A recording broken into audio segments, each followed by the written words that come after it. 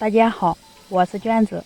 今天买了一个高青萝卜，分享一个萝卜酥的做法，比萝卜丸子更加的酥脆。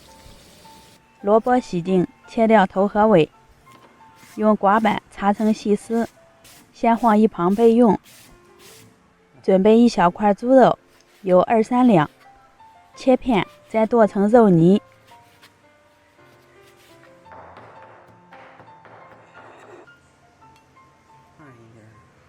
盆里放入一块老豆腐，用叉子把豆腐压碎。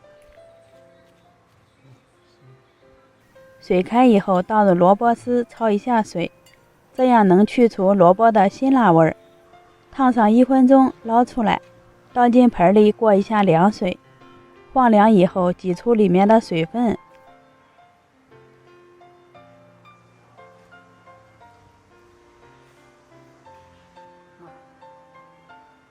倒入葱花、姜末、豆腐，剁好的肉馅放进去，在里面打入一个鸡蛋，加入盐、五香粉、生抽、蚝油，先给食材搅拌均匀，先让萝卜丝入一下味儿，再加入3勺面粉、1勺玉米淀粉，加入1克小苏打，这里加小苏打能使做出的成品口感更酥脆。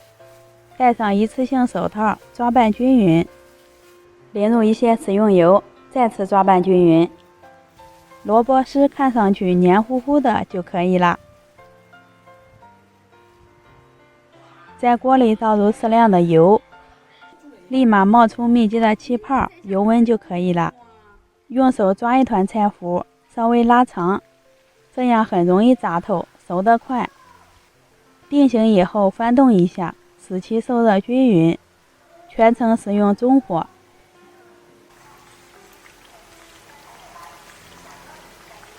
先下锅的表皮都金黄了，用漏网捞出来，控一下油分，装到盘子里就可以开动了，金灿灿的，可香了。放凉之后会更加酥脆。这种做法比炸丸子的手法简单，易操作，里外都是酥的。喜欢的朋友可以试一下。